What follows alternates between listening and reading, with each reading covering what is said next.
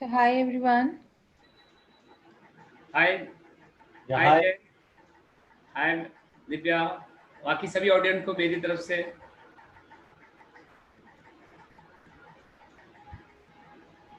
तो we can start Divya now. Yeah, we can start now. Hi, good evening all. जैसा कि अभी आप सबका फिनो कोड के YouTube चैनल पे स्वागत है। जैसा कि अभी थोड़ी देर पहले हमने आपको बताया था कि आज हम वेबिनार करेंगे ऑन कि how to plan your taxes in the right way. How can you save taxes in the best possible way by making proper investments and everything. So tonight we have with us our accounts expert, Mr. Vishwanath Gaur. Vishwanath Gaur ji he is an account expert. इनको business accounting में 20 years का experience है और ये हमारे फिनोकोड के channel के को फाउंडर भी हैं। और he has expertise in taxation में, indirect taxation, statutory audits, internal audits, and he provides investors in management quantitative financial information जो कि business decisions लेने के लिए काफी important होता है।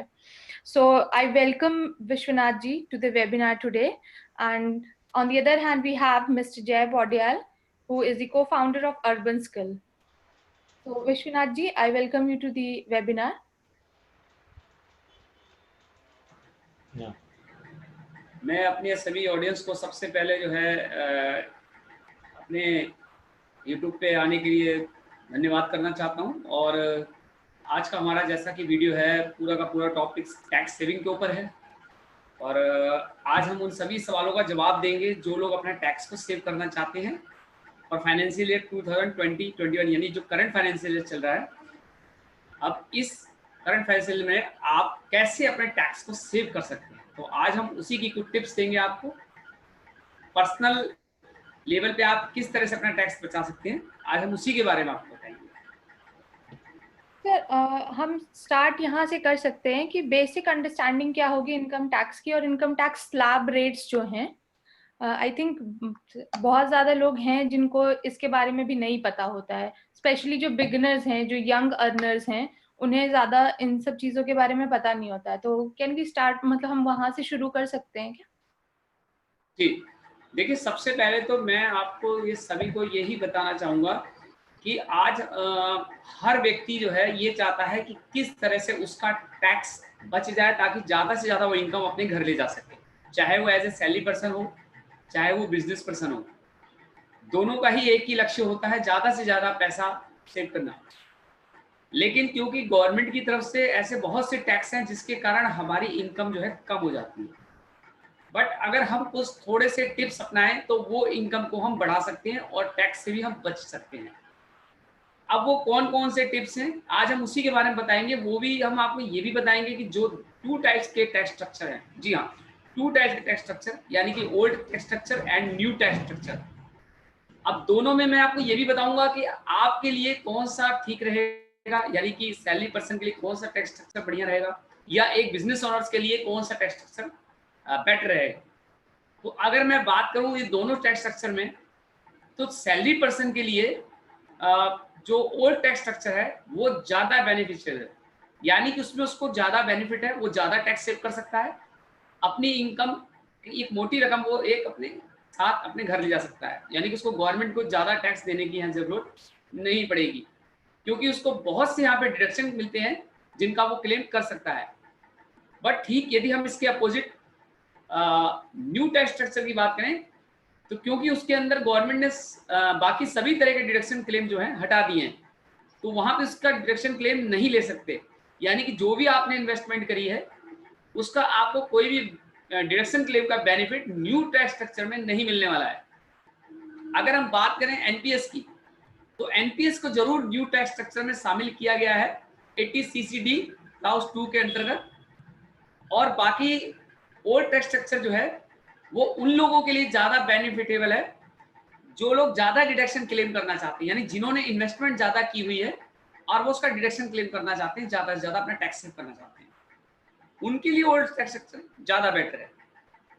अब बात रह गई कि ओल्ड न्यू में सिलेक्शन हम कौन सा करें।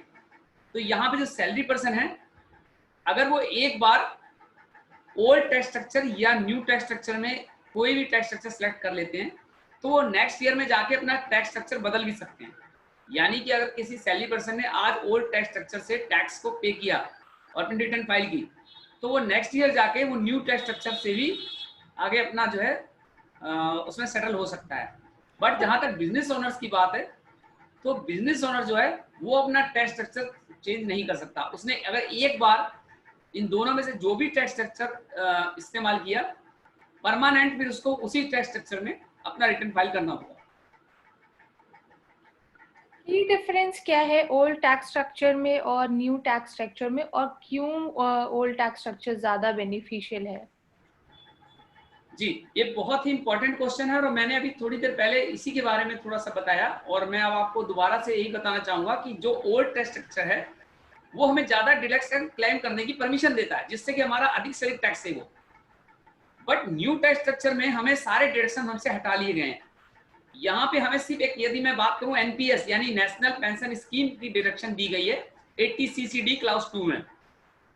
इसके अलावा हमें यहाँ पे कोई भी डिडक्शन क्लेम करने को नहीं मिलती है। इसलिए न्यू टैक्स स्ट्रक्चर जो है वो हम नॉर्मल उन व्यक्तियों के लिए बेनिफिटेबल नहीं है जो हायर क्लास इनकम है, यानी कि जिनकी हायर इनकम है उनके लिए ओल्ड टैक्स स्ट्रक्चर ही सबसे बेटर रहेगा, क्योंकि वो उन्होंने जहां जहां भी इन्वेस्टमेंट की है वो उसका वहां पे डिडक्शन क्लेम ओल्ड स्ट्रक्चर के अंतर्गत कर सकते हैं। इसलिए वो ज्यादा बेटर है हायर इनकम वालों के लिए। जो हायर इनकम के लोग हैं उनके लिए ओल्ड टैक्स स्ट्रक्चर सबसे बेनिफिटेबल है। तो आई थिंक हमारा इंट्रोडक्शन काफी हो गया है, हमें अब टॉपिक पे चलना चाहिए। पर्टिकुलरली टैक्स सेविंग एक बड़ा क्वेश्चन होता है उनके लिए जो स्टार्टर्स होते हैं, जो टैक्स लैब्स में आते हैं, और उन्हें बहुत कंफ्यूजन होती है कि हम टैक्सेस कैसे सेव करें और हम इन्वेस्टमेंट कैसे करें, how to plan our finances and everything. तो all those who are watching, मतलब जो भी हमें देख रहे हैं, I would like to tell you कि आज विश्वनाथ जी हमें इसी के बारे में बताएंगे कि हम अपने टैक्सेस बेस्ट वे में कैसे प्लान कर सकते हैं, so that we can have the best financial investment. So Vishwanath ji, हम शुरू करते हैं। जी। So tax saving for the financial year 2020 and 21, Vishwanath ji will shed light on the tips and tricks how to manage your investments.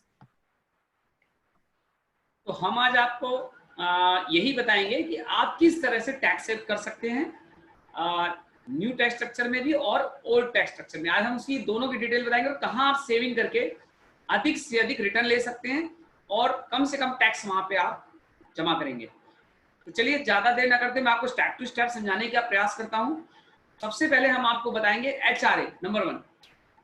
तो यहाँ पे जो HRA है, ये HRA जो है आपको ज्यादा से ज्यादा जो है डिडक्शन क्लेम में आपकी हेल्प करता है। यानी कि HRA उनके लिए ज्यादा बेनिफिटेबल है जिनकी हायर सैलरी है और वो हायर रेंट पे करती है। ध्यान दीजिएगा, क्योंकि HRA पूरा का पूरा सैलरी और रेंट के ऊपर डिपेंड करता है।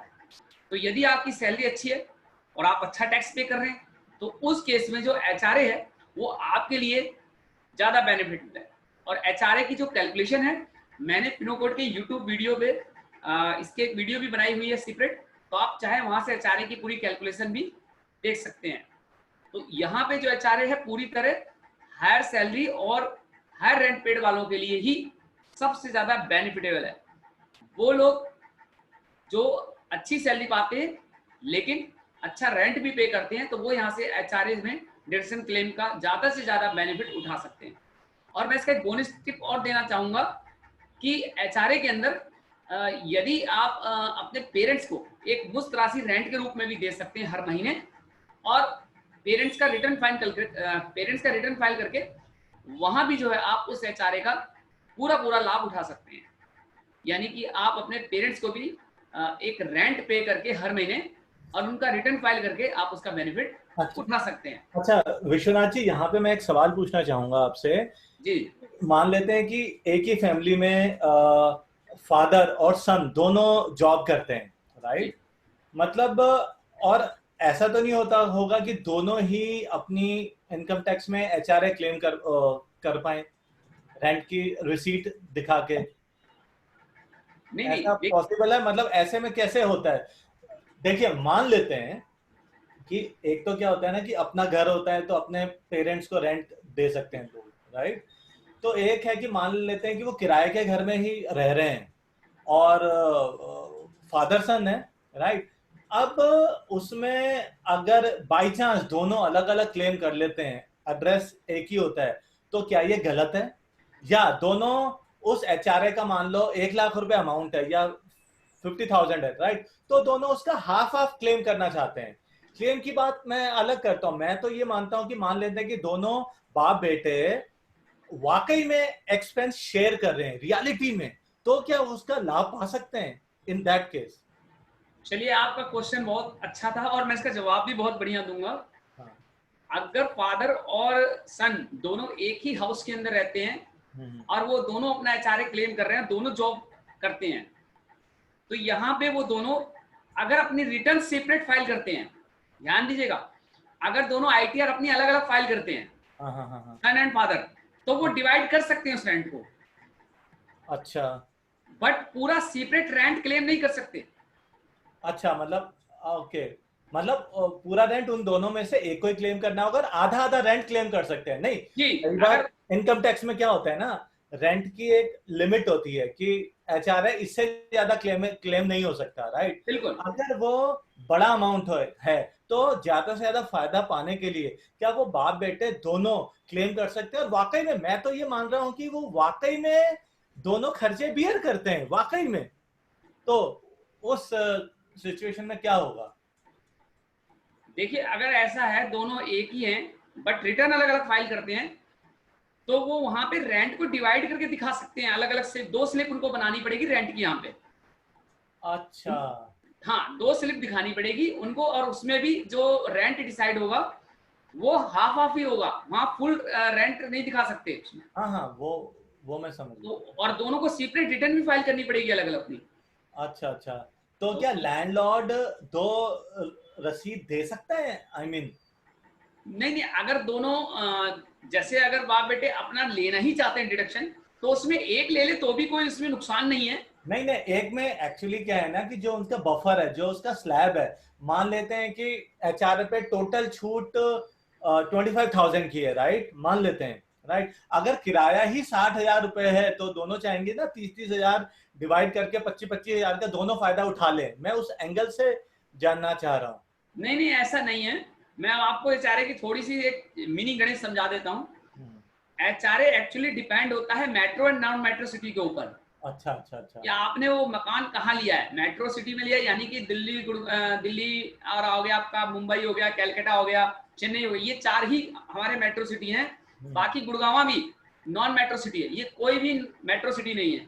अच्छा अच्छा, ओनली दिल्ली, बॉम्बे, चेन्नई, और ये जो 4 हमारे कैलकुलेट है, कोलकाता, ये 4 ही हमारे जो हैं मेट्रो सिटी हैं।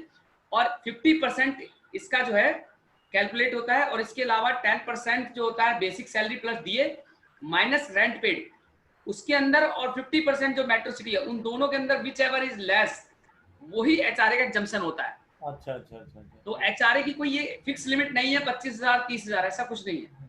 एचआरए की पूरी कैलकुलेशंस है, और मैंने इसका एक सीक्रेट वीडियो भी डाला हुआ है अपने फिनोकोड यूट्यूब पे, आप चाहें तो वहां से भी एक पूरी गणित उसकी सीख सकते हैं कि एचआरए कैसे निकाला जाता है। ठीक है ठीक है ठीक है। तो यहाँ पे यही कह सकते हैं कि एचआरए फादर या सन में से कोई एक भी क्लेम कर सकता है, बट मिलेगा उसको उतनी एग्जम्पशन जितना उसका रेंट वो पे कर रहा होगा, जितनी उसकी इनकम होगी, सैलरी रिसीव कर रहा होगा। क्योंकि सैलरी के अंदर जितना वो एचआरए रिसीव कर रहा होगा और जितना वो आगे रेंट पे कर रहा होगा, उन दोनों की कैलकुलेशन से निकाला जाएगा एचआरए की एग्जम्पशन। समझ गया, ठीक है, ओके। और वो भी मेट्रो और नॉन मेट्रो सिटी को देखते हुए, क्योंकि नॉन मेट्रो सिटी में 40% अलाउ है और मेट्रो सिटी में 50% अलाउ है रेंट।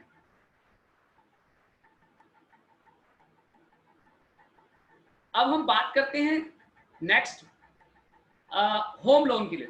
जी हाँ, जो लोग होम लोन के अंदर डिडक्शन क्लेम करते हैं उनके लिए भी मैं बताना चाहूंगा कि यदि आप मकान के लिए लोन लेते हैं तो आप प्रिंसिपल रीपेमेंट जो है, जी हाँ, जो भी आपकी प्रिंसिपल वैल्यू है, वहां आप एटीसी के तहत 1.5 लाख का डिडक्शन क्लेम कर सकते हैं। यानी up to 1.5 lakh under section 80C के तहत आप वहां पे प्रिंसिपल वैल्यू के ऊपर डिडक्शन क्लेम कर सकते हैं। लेकिन यदि आपने सिर्फ होम लोन ही लिया है और कहीं इन्वेस्टमेंट नहीं किया है, तो उस केस में आप 1.5 लाख से अबव का भी क्लेम कर सकते हैं अंडर सेक्शन 80C के लिए, क्योंकि 80C की लिमिट 1.5 लाख है। लेकिन यदि आपने कहीं और इन्वेस्टमेंट नहीं की है, ओनली आपकी सारी की सारी इन्वेस्टमेंट होम लोन में ही है, तो फिर वहां पे आप 1.5 लाख से ज्यादा का भी वहां डिडक्शन क्लेम कर सकते हैं। और सेकंड जो अगला हमारा नेक्स्ट पॉइंट है, होम लोन इंटरेस्ट डिडक्शन। अब यदि मैं बात करूं इंटरेस्ट डिडक्शन की, यानी कि जो होम लोन के ऊपर इंटरेस्ट है उसके ऊपर आप डिडक्शन क्लेम कितना कर सकते हैं, तो यहाँ पे मैं बताऊं आपको सीधा सीधा सेक्शन 24 के अंतर्गत सेल्फ ऑक्युपाइड की यदि हम सबसे पहले बात करें, सेल्फ ऑक्युपाइड मतलब वो प्रॉपर्टी वो हाउस जिसके अंदर खुद रहते हैं। जी हाँ, यानी ऐसा मकान जिसके अंदर हम स्वयं रहते हैं, यदि उसकी बात करें तो उसके ऊपर के लिए यदि हमने कोई लोन लिया है, उस मकान के लिए कोई लोन लिया है, उसके ऊपर हम कोई इंटरेस्ट पे कर रहे हैं, तो वहां पे हम अप टू 2 लाख तक का उस इंटरेस्ट डिडक्शन क्लेम किया जा सकता है। जी हाँ, यानी कि जिस मकान में हम रह रहे हैं, अगर उस मकान का हमने कोई लोन लिया है और उस लोन का इंटरेस्ट 2 लाख तक है, तो हम सेक्शन 24 के अंतर्गत उसका डिडक्शन क्लेम ले सकते हैं, यानी कि उस होम लोन के ऊपर लगने वाले इंटरेस्ट का डिडक्शन क्लेम 2 लाख तक किया जा सकता है, बशर्ते वो मकान में हम सेल्फ खुद रह रहे हो। सेकंड आता है इसी के अंतर्गत लेट आउट प्रॉपर्टी का। जी हाँ, यानी कि हमने कोई अपनी मकान को रेंट पे दे रखा है, या हम उसमें नहीं भी रह रहे हैं तो भी मार्केट वैल्यू के हिसाब से उसका रेंट कैलकुलेट करना होता है, और वो भी हमारी इनकम में ही जोड़ा जाता है।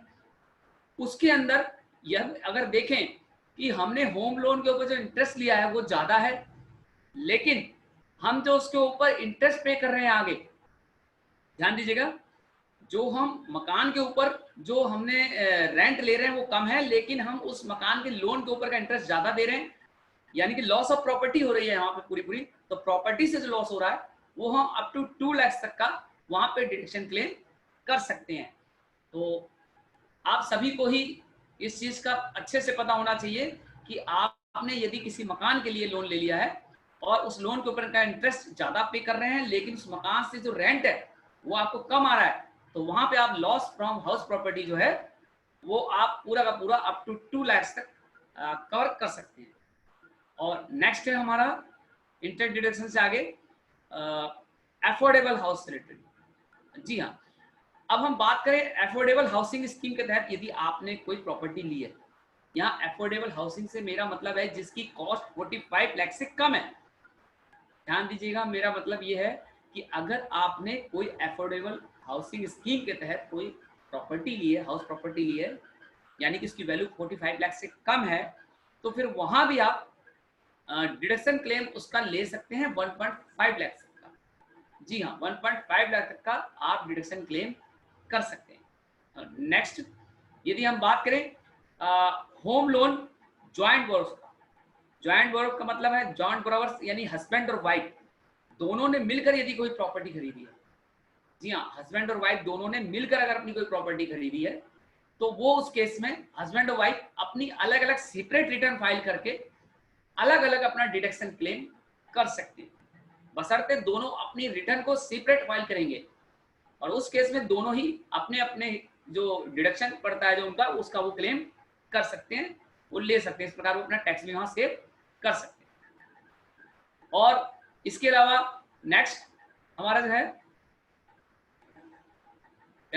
इन्वेस्टमेंट्स एजुकेशन लोन से रिलेटेड। जी हाँ, अब एजुकेशन लोन की बात करें तो सेक्शन 80E के तहत आता है इसका जो है, हम जो डिडक्शन क्लेम लेते हैं, जो भी पेरेंट्स जिनके बच्चों ने 12th कर ली है, अगर वो उनके लिए लोन लेते हैं आफ्टर 12th, ध्यान दीजिएगा, आफ्टर 12th के बाद यदि कोई भी विद्यार्थी के लिए पेरेंट्स लोन लेते हैं, चाहे अपने लिए अपनी स्टडी के लिए लेते हों या अपनी स्पाउस यानी कि अपनी बीवी के लिए वो लोन लेते हों, तो उन तीनों ही केसों में वो उस लोन के ऊपर भी 8 साल तक डिडक्शन क्लेम ले सकते हैं, क्योंकि यहाँ पे मैक्सिमम जो टाइम लिमिट दी गई है वो 8 ईयर है।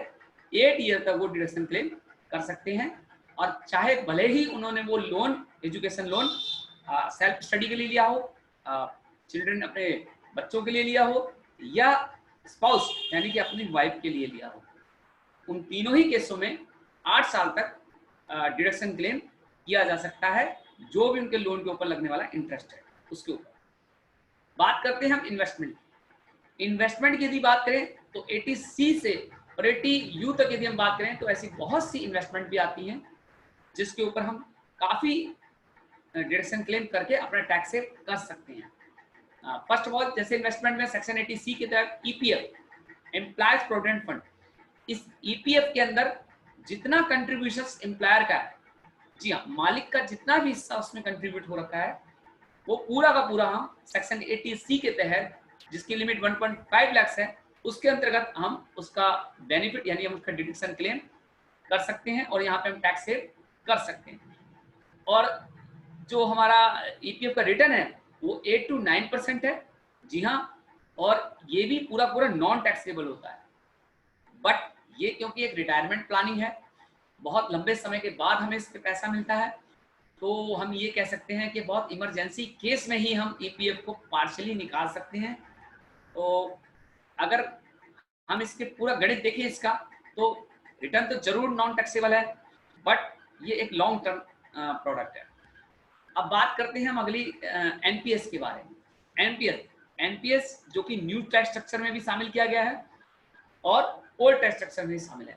तो ये एनपीएस नेशनल पेंशन स्कीम है, इसके तहत भी एम्प्लॉयर का जितना कंट्रीब्यूशन है वो पूरा का पूरा 80C के तहत डिडक्शन क्लेम उसका किया सकता है, यानी 80CCD सबसेक्शन 1 के तहत। इसके अलावा इसके अंदर एक चीज हो रहा है कि आप एडिशनल करना चाहूंगा जी, एक मिनट, ऑडियंस से रिक्वेस्ट है कि आपको अगर कोई भी क्वेश्चन पूछना है इसके रिगार्डिंग जो भी विश्वनाथ जी बता रहे हैं, तो आप कमेंट सेक्शन में क्वेश्चंस डाल सकते हैं, जो कि हम वेबिनार के एंड पे लेंगे सारे क्वेश्चंस। ठीक है, ठीक है। और आइए हम आपको बताते हैं जो एडिशनल हमारा जो है एनपीएस के अंदर जो एडिशनल हमें डिडक्शन क्लेम मिलता है सेक्शन 80CCD सेक्शन 1B के तहत।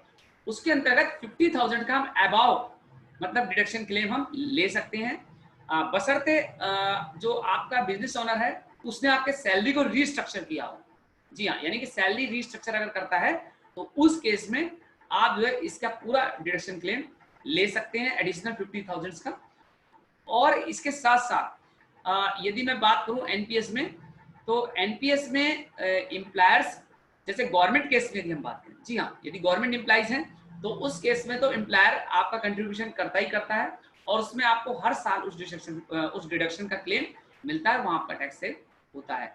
बट प्राइवेट कंपनी के केस में ओनर के द्वारा आपकी सैलरी को रिस्ट्रक्चर किया जाना बहुत जरूरी है, तभी आप इस एनपीएस के अंदर जो है ज्यादा से ज्यादा डिडक्शन क्लेम करके अपना टैक्स सेव कर सकते हैं। अब अगली इन्वेस्टमेंट की यदि बात करें ईएलएसएस, ईएलएसएस के विषय में मेरा जो अपना मत है वो ये है कि ये मेरे लिए एक बेटर इन्वेस्टमेंट है। इसका लॉक इन पीरियड भी 3 इयर्स का है, इसकी हाई रिटर्न है 13 to 14% और इसकी टैक्सेबल रिटर्न है वो भी जब आपका लॉन्ग टर्म कैपिटल गेन यानी एलटीसी जो है 1 लाख से ज्यादा हो किसी एक फाइनेंशियल ईयर में।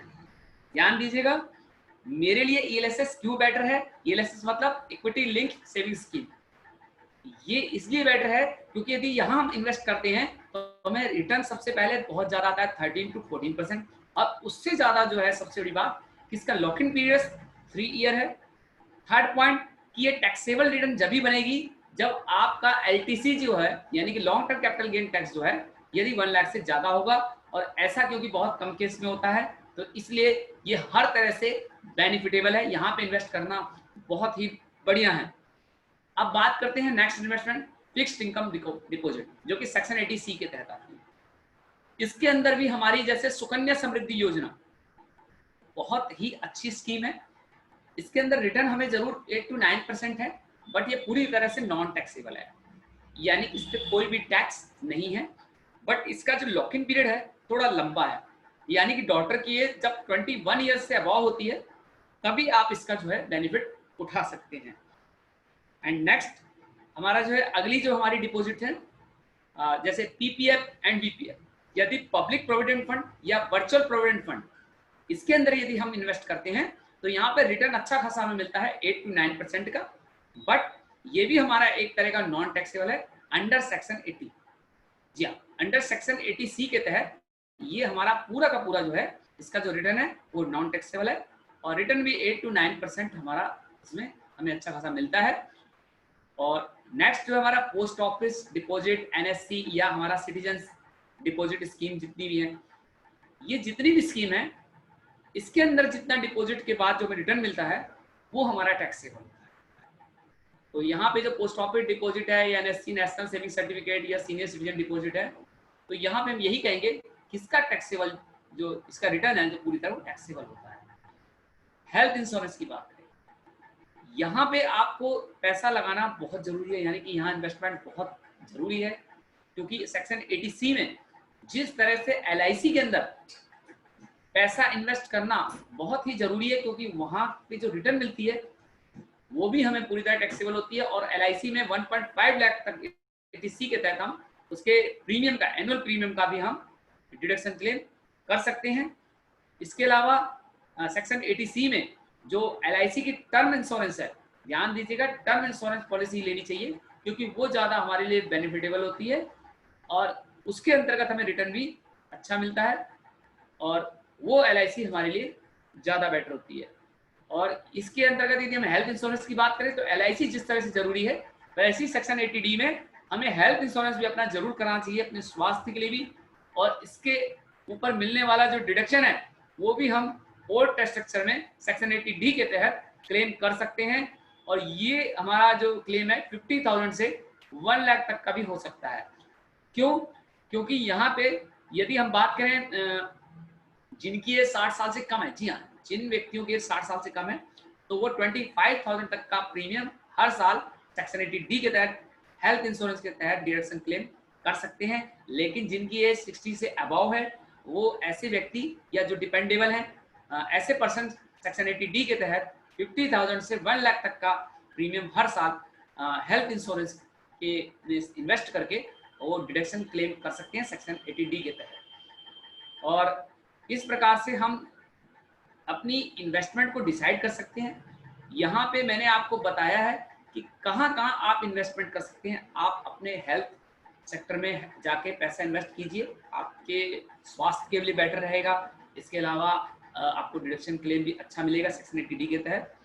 और LIC वगैरह या फिक्स डिपॉजिट में जाके आप 80C में इन्वेस्ट करके डिडक्शन क्लेम भी कर सकते हैं और अच्छा खासा रिटर्न भी पा सकते हैं। और HRA की जहाँ तक बात है, HRA और NPS में भी जाके आप एक बढ़िया रिटर्न भी ले सकते हैं और उसके ऊपर मिलने वाले डिडक्शन क्लेम भी आप करके एक बढ़िया टैक्स सेविंग कर सकते हैं, जो कि आपके लिए एक बहुत ही अच्छा एक विकल्प होगा। Thank you sir. Meanwhile audience can, आप लोग आपके अगर कोई क्वेश्चन है तो आप कमेंट सेक्शन में टाइप कर सकते हैं और हम उन्हें ले लेंगे। विश्वनाथ जी आपके उन क्वेश्चंस का आंसर देंगे। तब तक सर मैं आपसे ये पूछना चाहती हूँ कि कोई ऐसा भी कोई बेनिफिट होता है क्या कि अगर हम फाइलिंग पहले कर देते हैं, पहले करें या बाद में करें, इसका कोई फायदा नुकसान, कोई बेनिफिट हो, या फिर अगर लेट फाइल करने में लॉसेस? देखिए, अगर आप अपनी रिटर्न टाइम पे फाइल नहीं करते हैं तो वहां पे जो सबसे बड़ा नुकसान है वो आपकी कॉम्प्लायंस रेटिंग का है। गवर्नमेंट आपकी रेटिंग करती है। आप अगर आप अपने टाइम पे रिटर्न फाइल करते हैं तो आगे के लिए आप किसी भी प्रकार का यदि लोन लेने के लिए अप्लाई करते हैं तो ये जो ITR आपकी है, ये आपकी बाकायदा 3 इयर्स की ITR उसमें जो है कंसीडर की जाती है और वहां पे देखा जाता है आपका रिकॉर्ड क्या है, यानी कि इनकम टैक्स रिटर्न आपने टाइम पे सबमिट किया है या नहीं किया है, आपने उसमें दिए हुए जितने भी जो जानकारियां हैं वो सही दी हैं कि नहीं दी हैं, आपने कोई ऐसी रिटर्न तो फाइल नहीं की है जिसके बारे में आपसे आपका ऑडिट हुआ है उसके बाद उसमें कुछ गड़बड़ी निकली है। तो ये सब चीजें हमारी नेगेटिविटी होती है। हमें ये चाहिए कि अपनी रिटर्न यदि हम टाइम पे फाइल करते हैं तो हमारी कॉम्प्लायंस रेटिंग अच्छी रहती है और हमें आगे लोन लेने में भी किसी तरह की दिक्कतों का सामना नहीं करना पड़ता। ये एक हमारा सबसे जो है इम्पोर्टेंट हमारा स्टेप होता है कि हमें आगे लोन लेने में दिक्कत नहीं आती यदि हम टाइम पे अपना जो है रिटर्न फाइल करते हैं। तो नेक्स्ट टाइम हम जब भी कोई अपने बिजनेस को ग्रोथ देने के लिए हम कहीं फाइनेंशियल रूप से गवर्नमेंट से जाके किसी भी तरह की हम कैपिटल के लिए रिक्वेस्ट करते हैं, लोन लेते हैं, तो उस समय हमें कोई दिक्कत नहीं आती क्योंकि हमारा जो कॉम्प्लायंस रेटिंग है बहुत अच्छा होता है। ITR टाइम पे फाइल करने पे जो क्या है गवर्नमेंट हमें कुछ यहाँ पे सेटलमेंट भी करती है हमारे साथ, यानी कि हमारे को कुछ छूटें भी दी जाती हैं। समय समय पे गवर्नमेंट एक स्कीम लाती है हर साल कि यदि आप इस तारीख तक अपना टैक्स जमा कर देंगे तो आपका कुछ टैक्स वहाँ पे मतलब माफ कर दिया जाएगा, कुछ एक्स्ट्रा आपको वहाँ पे छूट देती है। तो वो गवर्नमेंट का हर साल नया जो स्कीम है वो चेंज होती रहती है, ताकि ज्यादा से ज्यादा टैक्स पेयर अपना टैक्स समय पे जमा करें और अधिक से अधिक रिटर्न अपनी जो टाइम पे फाइल करें। अच्छा, शुभम गुप्ता का एक सवाल है कि ऐसी कोई चीज बताइए जिससे हम अपना पैसा भी सेव कर पाए और टैक्स में भी छूट मिल पाए। देखिए, पैसा सेव करने के लिए मैंने अभी आपसे 3 विकल्पों पे ज्यादा विचार किया था, जैसे ईएलएसएस। ईएलएसएस वैसे तो म्यूचुअल फंड के ही बेस पे आधारित है, इक्विटी लिंक सेविंग स्कीम। यहाँ पे पैसा लगाना ज्यादा बेनिफिटेबल है, क्योंकि आपको रिटर्न बहुत अच्छी मिल रही है, 13 to 14% की रिटर्न मिल रही है, और लॉक इन पीरियड भी आपका सिर्फ 3 इयर्स का है। ये एक सबसे इंपॉर्टेंट चीज है, जहां पे आप सेविंग भी कर रहे हैं अच्छी खासी, समय भी कम है, यानी रिटर्न आपको 3 इयर्स के बाद ही आ रहा है। और केवल long term capital gain tax यदि आपका साल में 1 लाख से ज्यादा होता है तभी आपकी जो रिटर्न है टैक्सेबल होगी, नहीं तो पूरी की पूरी रिटर्न भी टैक्सेबल नहीं है, यानी कि नॉन टैक्सेबल है। तो यहाँ पे ईएलएसएस के अंदर पैसा लगाना मेरे हिसाब से सबसे पहला और बढ़िया विकल्प होगा, जहां पे आपको रिटर्न भी अच्छी है, समय भी कम है, बशर्ते वो लॉन्ग टर्म कैपिटल गेन जो है वो आपका 1 लाख से किसी ईयर ज्यादा नहीं होना चाहिए। यानी यदि किसी फाइनेंशियल ईयर वो 1 लाख से ज्यादा होता है तभी आपकी रिटर्न वहां पे टैक्सेबल होगी, नहीं तो पूरी की पूरी रिटर्न नॉन टैक्सेबल होती है। अच्छा, तो वहां पे आपको वहां पे रिटर्न भी आपकी नॉन टैक्सेबल हो गई, यहाँ आप डिडक्शन भी क्लेम कर लेते हैं इसके ऊपर ईएलएसएस में सेक्शन 80C के तहत, तो यानी दोनों तरफ आपकी पूरी की पूरी सेविंग है। अच्छा, और इन्वेस्टमेंट भी अच्छी है। जतिन मेहरा का एक सवाल आया है कि मैंने अभी अभी घर बेचा है जी, और जितने में मैंने घर खरीदा था तो मेरे को 10 लाख रुपए का प्रॉफिट हुआ है, तो अब मैं ये कैसे बचा सकता हूँ अपना टैक्स? आई मीन, देखिए अभी इन्हीं का एक सवाल है कि इन्होंने जो है एक घर बेचा है, उसके ऊपर 10 लाख का इन्होंने प्रॉफिट किया है, तो ये इसको जब भी बचा सकते हैं जब ये आगे अपनी कोई प्रॉपर्टी लेते हैं, यानी कि यदि कोई नई प्रॉपर्टी परचेज करते हैं तो उसी केस में ये कैपिटल गेन ट्रांसफर होता है। सपोज कीजिए इन्होंने आज 10 लाख कमाए, अगर ये 2 साल के अंदर अंदर कोई नई प्रॉपर्टी, यानी कि 2 प्रॉपर्टी, जिसमें गवर्नमेंट ने 2 प्रॉपर्टी की परमिशन दी है कि आप अपनी प्रॉपर्टी बेच के जो मुनाफा कमाते हैं उससे आप 2 प्रॉपर्टी कम से कम आप परचेज कर सकते हैं विद इन 2 ईयर्स के अंदर। और जो भी आप प्रॉपर्टी परचेज करते हैं तो पूरा का पूरा जो कैपिटल गेन टैक्स इनका बन रहा है 25 लाख के ऊपर, जो इन्होंने मुनाफा कमाया है, जो उसके ऊपर एलटीसीजी शॉर्ट टर्म या जो भी इनका लॉन्ग टर्म कैपिटल गेन बन रहा है वो पूरा का पूरा ट्रांसफर हो जाएगा, यानी कि वो नए का जो टैक्स बनेगा उसी में वो पूरा शिफ्ट हो जाएगा। अच्छा, ठीक है। दिव्या, कोई क्वेश्चन आपका? हाँ, एक क्वेश्चन है कि अगर समहाउ कोई है ऐसे कि वो इस साल टैक्सेस पे नहीं कर सकता है, अफोर्ड ही नहीं कर सकता पे करना, तो उसके लिए कोई सोल्यूशन है? देखिए ये तो वैसे अब क्योंकि इनकम तो होगी होगी तो पैसा तो होगा ही उसके पास जो टैक्स अगर मान लो मान मतलब लेते मान लो कि लॉकडाउन के कारण उसका पैसा खर्च हो गया हाँ, दवाइयों में, एक्सपेंसेस तो ज्यादा है तो क्या होगा? क्या करें? अगर लॉकडाउन के कारण उसका कोई पैसा खर्च हो गया, उसके पास टैक्स जमा करने के लिए पैसे नहीं है, तो इस चीज को गवर्नमेंट भी हमारी देखती है और वो भी उसके लिए स्कीम लेके आती है कि आप इस डेट तक आप कर सकते हैं, यानी कि गवर्नमेंट अपनी डेटों को कंडीशन के अनुसार खुद पे खुद बढ़ाती है और वो उसको रिलीफ देती है कि भाई आप इस तारीख से नहीं इस तारीख तक जमा कर सकते हैं। लेकिन फिर भी यदि डेडलाइन क्रॉस हो जाती है दी हुई गवर्नमेंट की, सपोज डेडलाइन गवर्नमेंट ने 2 मंथ्स बढ़ा दी, क्योंकि लॉकडाउन है, ये चीज गवर्नमेंट ने ही डिसाइड की है, तो गवर्नमेंट को भी पता है कि इस टाइम जो है नॉर्मल पर्सन जो है टैक्स जमा नहीं कर सकता, काम धंधे सबके ही क्लोज हैं, तो रिटर्न कहाँ से फाइल करेंगे, क्योंकि इस टाइम सभी अपने जो है नॉर्मल जरूरतों को पूरा करने में लगे हुए हैं। एक्सटेंशन जैसे गवर्नमेंट ने तो अभी दे दिया है एक्सटेंशन, बट लोगों को तो सोल्यूशन नहीं मिला है ना अपनी इनकम रिवाइव करने का, तो ऐसा नहीं, ये चीज गवर्नमेंट ये कहती है कि ठीक है आप नहीं दे पा रहे, आप आगे दे सकते हैं, बट अगर उन्होंने कोई डेडलाइन दी है तो उसके बाद यदि आप जमा करते हैं तो फिर वो लेट फीस ही एक ऑप्शन दे जाता है। तो वो तो कॉम्प्लायंस रेटिंग को इफेक्ट करेगा। कॉम्प्लायंस रेटिंग के आधार पे ये गवर्नमेंट डिसाइड करेगी जब आप रिटर्न फाइल करने जाएंगे कि आपको कितना टाइम का ग्रेस दिया जाए रिटर्न फाइल करने के लिए। क्योंकि वहां पे ये भी देखा जाएगा कि आपका जो बैक कॉम्प्लायंस है उसका, आपका पीछे का क्या स्ट्रक्चर है, आप इस टाइम पे कितने टाइम तक सही टाइम पे रिटर्न फाइल किए, वो सभी चीजें देखी जाती हैं और उसके आधार पे डिसाइड किया जाता है कि आपके ऊपर कितनी लेट फीस लगाई जाए, वो भी सिर्फ लॉकडाउन केस में। अल्टरनेट तो वो जो डेडलाइन देते हैं उसके बाद तो पेनल्टी उनकी डिसाइड है, 5,000 10,000 वो उनकी लेट फीस डिसाइड है, वो तो उनको लेना ही लेना है। फिर आप दिसंबर के बाद अपनी रिटर्न फाइल करते हैं तो नेचुरल है वो 10,000 डबल फीस काउंट होती है वहां पे आईटीआर फाइल करने की। बट अभी गवर्नमेंट ने कुछ एक्सटेंड कर रखी है डेटें और समय समय पे डेट बढ़ती रहेगी, क्योंकि गवर्नमेंट को भी पता है कि इस टाइम जो है कोई नॉर्मल पर्सन टैक्स जमा नहीं कर पा रहा है, बट गवर्नमेंट का भी यहाँ पे खजाना खाली हो चुका है, तो गवर्नमेंट अपने हिसाब से समय पर दर समय डेट दे रही है। नहीं, गवर्नमेंट का खजाना कैसे खाली हुआ? मतलब 20 लाख करोड़ को अनाउंस करके, या मतलब पहले से ही कुछ ऐसी सिचुएशन थी जो ऐसा हुआ? ये मैं आपसे जानना चाहूंगा, मेरे पास एक सवाल आया है अभी। देखिए ऐसा है, ये सिचुएशन यहाँ तक कैसे पहुंची, वैसे तो आप सभी जानते हैं कि इकोनॉमिक्स का जो स्ट्रक्चर है वो लास्ट के 4 ईयर से, बिफोर 4 ईयर से स्टेप टू स्टेप डाउन हो रहा है। ग्रोथ होने में टाइम लगता है क्योंकि यहाँ पे बहुत से गवर्नमेंट ने बदलाव किए हैं, और यदि उन बदलाव को देखें जिसमें जीएसटी एक्ट, इनकम टैक्स में भी कुछ फेरबदल किए हैं, उनको रिकवर होने में, यानी उनको पूरी तरह इम्प्लीटेट होने में और उसका आगे आने वाला असर बहुत अच्छा रहने वाला है, बट समय लगेगा, क्योंकि अभी एकदम से ये सब चीजें 4-5 साल के टाइम पीरियड के दौरान हुई है, जिसमें जीएसटी भी आया, लोग समझ नहीं पाए, जीएसटी को समझते समझते जो है ये लॉकडाउन आ गया। यानी कि जब लोगों को जीएसटी समझ में आने लगा कि कहाँ बेनिफिट है और कहाँ नहीं है, उस दौरान लोगों को फिर आर्थिक मंदी जो है यहाँ पे कह सकते हैं कि प्लस नेगेटिव और मिल गया, जिससे कि वो और जो ऊपर से डाउन थे वो और डाउन चले गए, और इसके कारण इकोनॉमिक्स के ऊपर बहुत बड़ा झटका पड़ा। और जो गवर्नमेंट ने हेल्प करी है ये 20 लाख करोड़, ये गवर्नमेंट ने जो एक रिजर्व प्लस अमाउंट होता है, या गवर्नमेंट को जो भी केयर से फंड से जो पैसा आ रहा है वो वहीं से गवर्नमेंट उसकी पूर्ति करती है।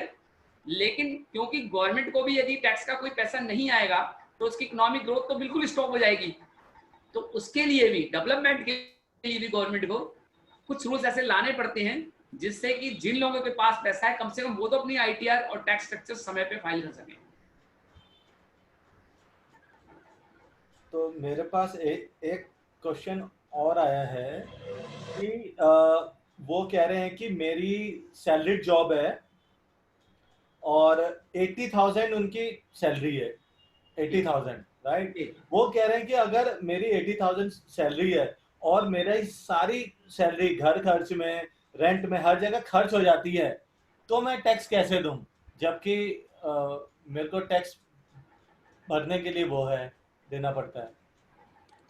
देखिए ये जो 80,000 कह रहे हैं कि मेरी सैलरी 80,000 है, वो सारी घर खर्च में खर्च हो जाती है, तो गवर्नमेंट की जितनी लिमिट है, सपोज कीजिए मैं बात कर लूं फर्स्ट ऑफ ऑल एचआरए की, अगर ये कहते हैं कि मैं एचआरए 50,000 पे कर रहा हूं, ये पूरा का पूरा एचआरए 50,000 पे दिखाएं कि मैं रेंट पे कर रहा हूं 50,000, तो गवर्नमेंट इनकी बात को उतना ही मानेगी जितने इसके रूल्स में गवर्नमेंट के अलाउ है।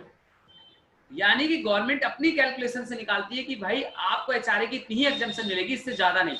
अगर आप किसी हायर क्लास घर में रह रहे हैं और गवर्नमेंट की एचआरए की कैलकुलेशन में सिर्फ 25,000 की एग्जम्पशन निकल के आ रही है, तो गवर्नमेंट सिर्फ उसी की एग्जम्पशन देगी, आप मकान चाहे 1 लाख का लें या 50,000 से ऊपर का लें, गवर्नमेंट को इससे कोई लेना देना नहीं है।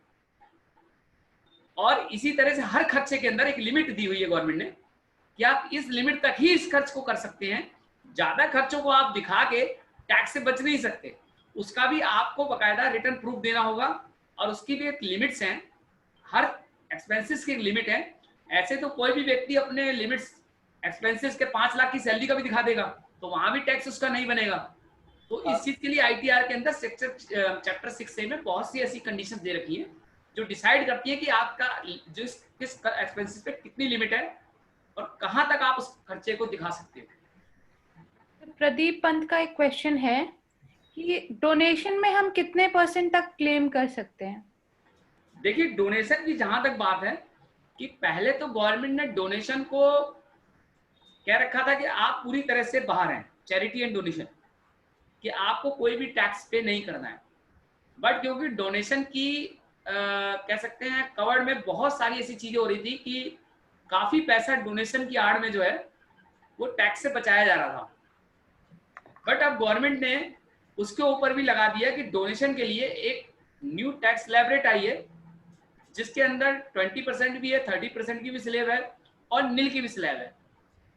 तो वो जो न्यू स्लैब है उसके अनुसार डिसाइड होता है कि आप कितनी डोनेशन दे रहे हैं, उसके अनुसार स्लैब रेट के अनुसार भी उसका टैक्स कैलकुलेट किया जाता है।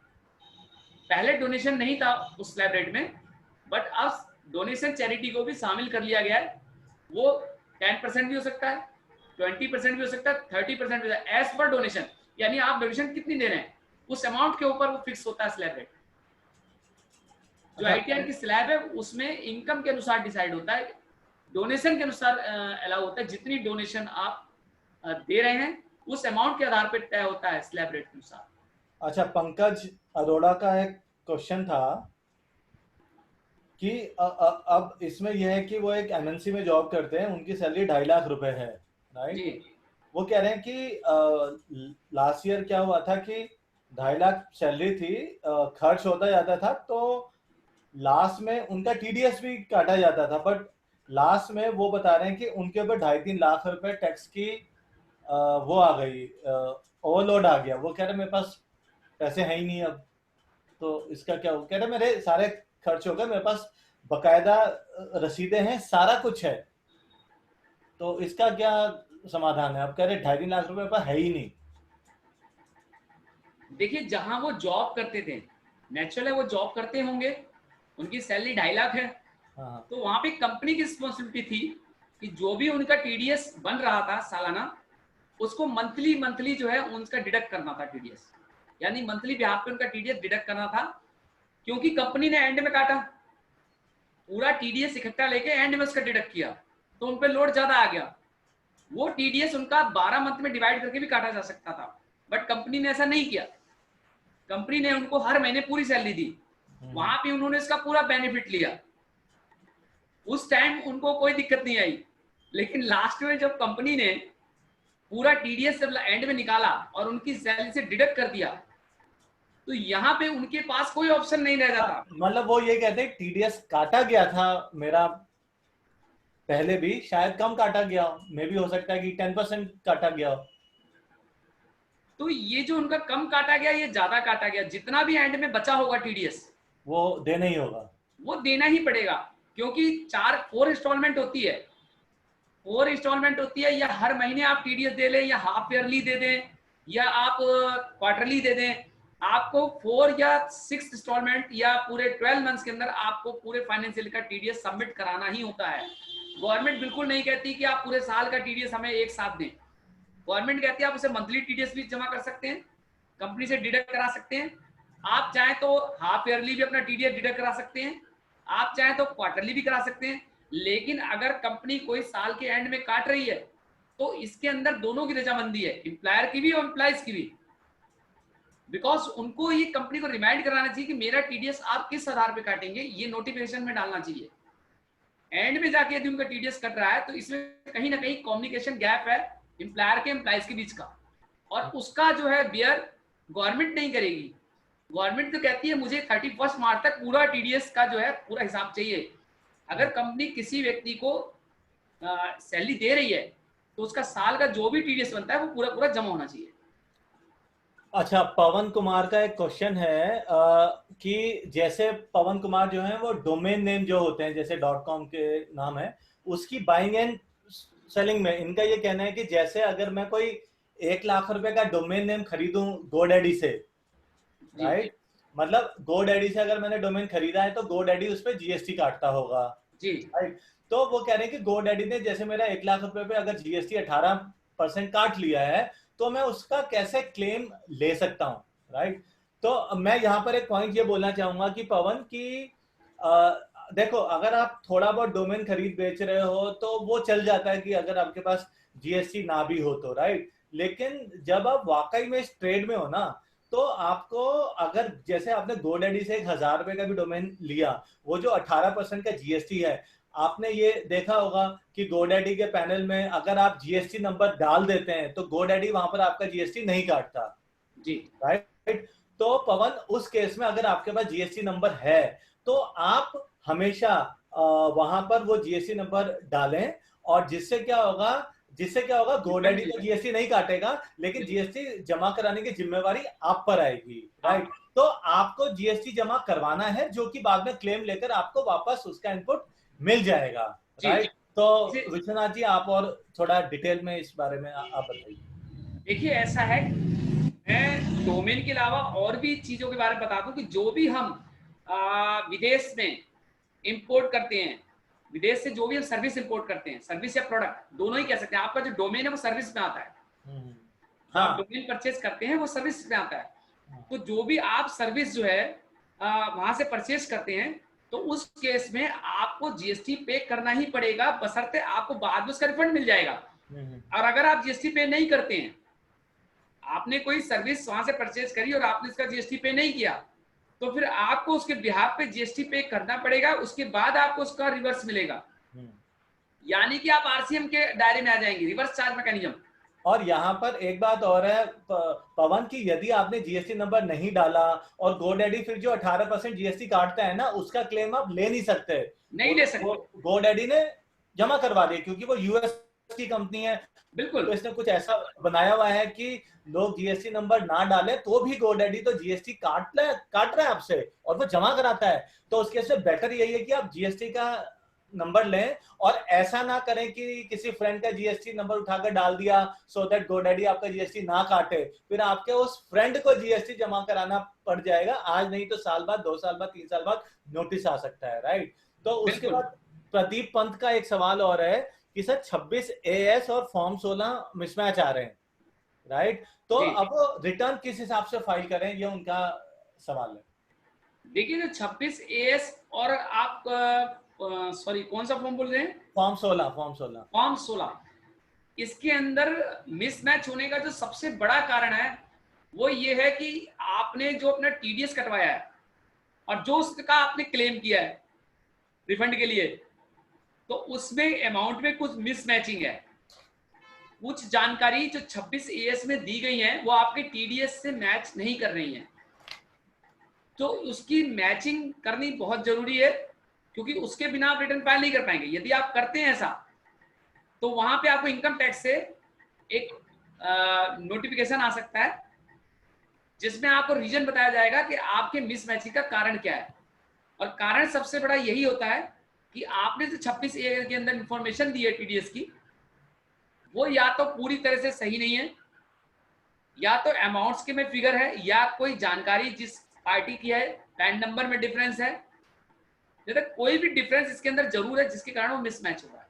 तो मुझे लग रहा है कि ऐसा भी हो सकता है कि जैसे फॉर्म 16 और 26 AS हो गया, कई केस में क्या होता है कि वो कहीं जॉब कर रहे हैं, मान लो सैलरीड है, तो वो जॉब करते हैं तो उनका जो टीडीएस काटा जा रहा है वो तो उधर फॉर्म 16 में आकर उन्होंने फॉर्म 16 दे दिया जी। अब वही व्यक्ति क्या करे, फ्रीलांसिंग भी कर रहे हैं, लोगों के प्रोजेक्ट भी आते हैं अलग अलग कंपनी के, तो वहां से भी उनका टीडीएस काटा जाता है। राइट। अब यहां से भी इनका टीडीएस काटा जाएगा तो जाहिर सी बात है कि 26 AS और फॉर्म 16 नहीं मैच करेंगे।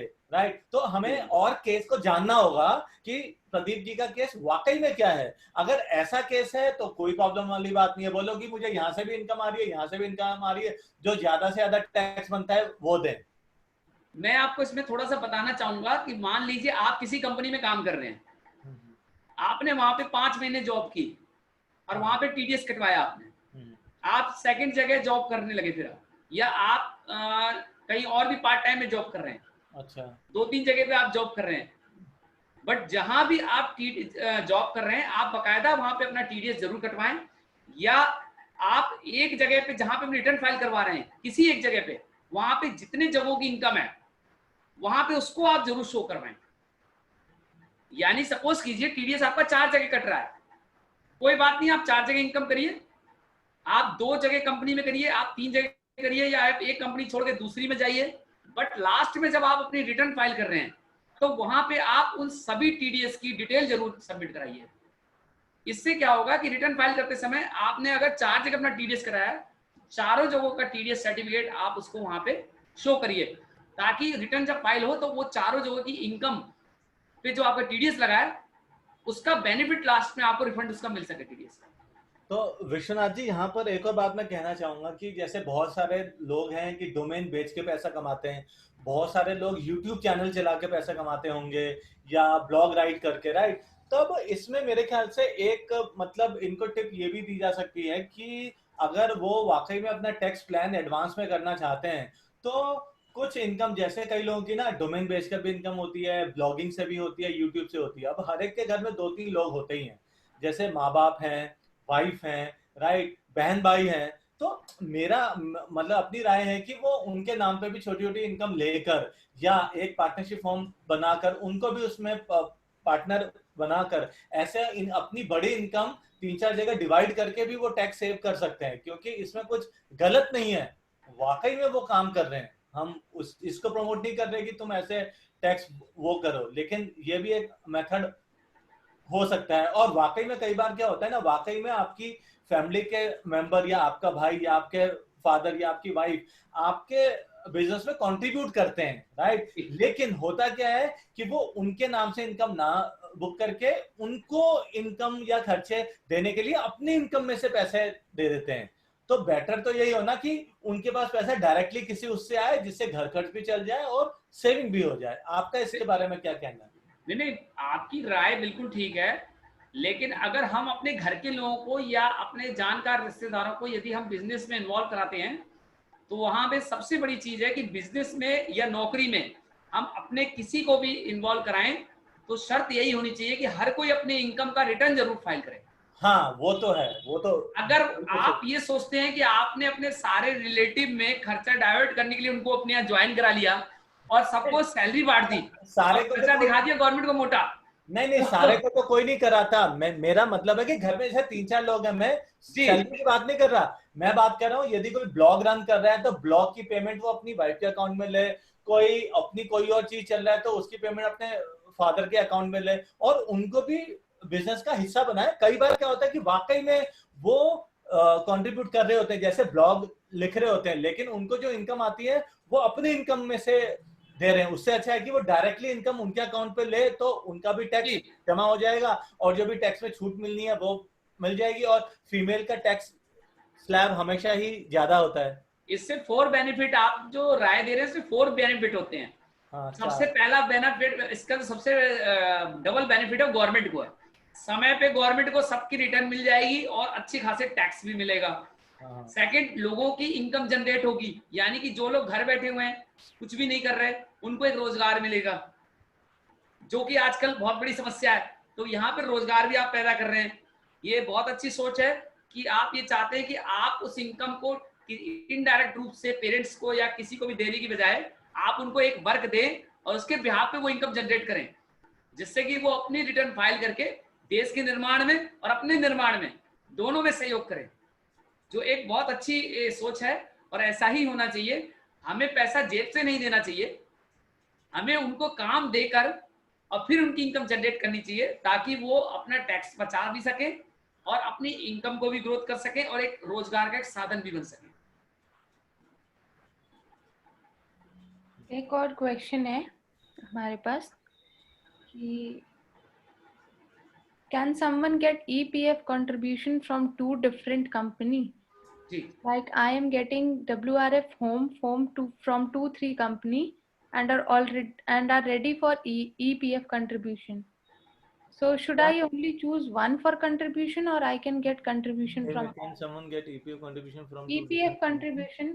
WRF from EPF का देखिए, जहां तक आप बात करें EPF एम्प्लॉयज प्रोविडेंट फंड है, ये कह रहे 2 कंपनी से इनको EPF मिल रहा है। EPF आ रहा है, राइट? EPF या VPF?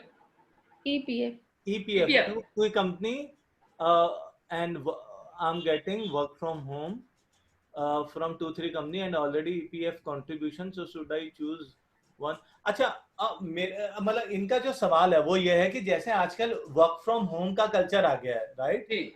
तो अब वर्क फ्रॉम होम में अगर मैं हूं तो मैं तो 2-3 कंपनी में भी एक साथ जॉब कर सकता हूं। मान लेते हैं कि मैं पार्ट टाइम जॉब कर रहा हूं। अब हो क्या रहा है कि कंपनी EPF काट रही है तो मैं अपने लिए ये समझना चाह रहा हूं कि यदि कोई व्यक्ति वर्क फ्रॉम होम है, जब वो ऑफिस जा ही नहीं रहा, तो वो रिस्क है ही नहीं, तो ईपीएफ किस बात का काटा जा रहा है? क्या मतलब ये सही है? पहला तो ये मेरा सवाल है, राइट। दूसरा कि अगर वर्क फ्रॉम होम में वाकई में मान लेते हैं वो जॉब कर रहे हैं और वाकई में वो कंपनी ईपीएफ या पीएफ के लिए लिस्टेड है, राइट, तो उनका जो ईपीएफ काटा जाएगा वो क्या तीनों कंपनी से काटा जाना चाहिए? क्योंकि एक तरह का इंश्योरेंस है, तीनों तो क्लेम एक साथ होंगे नहीं, राइट। तो उनका सवाल यह है कि क्या मैं किसी एक कंपनी को चूज कर लूं जहां पर मैं अपनी ईपीएफ कंट्रीब्यूशन दे पाऊं? लेकिन अब यहाँ पे प्रॉब्लम यह है कि अगर ईपीएफ है, अगर उनकी सैलरी उस दायरे में आती है, तो ईपीएफ तो कंपलसरी हो गया, तो वो कोई एक कंपनी चुन नहीं सकते।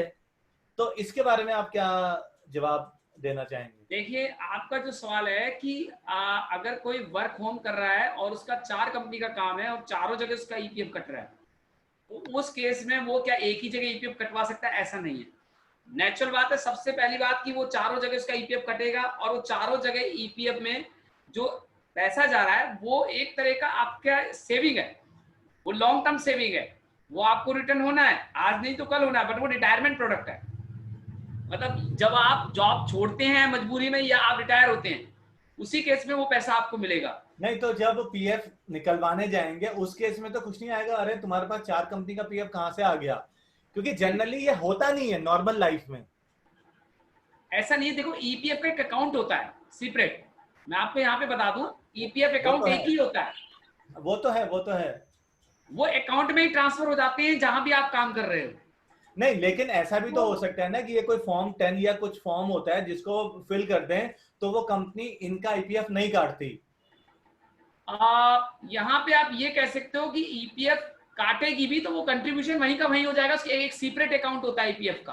हाँ वो तो है तो वो अकाउंट में कोई भी कंपनी काटती है तो वो वहां से इसका रिकॉर्ड चेक कर लेती है नहीं, मेरा पॉइंट है ना कि अगर मेरा ईपीएफ में अकाउंट ही नहीं है तो I can fill some form, मैं कोई फॉर्म भर सकता हूँ और कंपनी को कह सकता हूँ कि मैं तुम्हें ये फॉर्म भर के दे रहा हूँ, अग्री करके दे रहा हूँ कि तुम मेरा पीएफ मत काटो।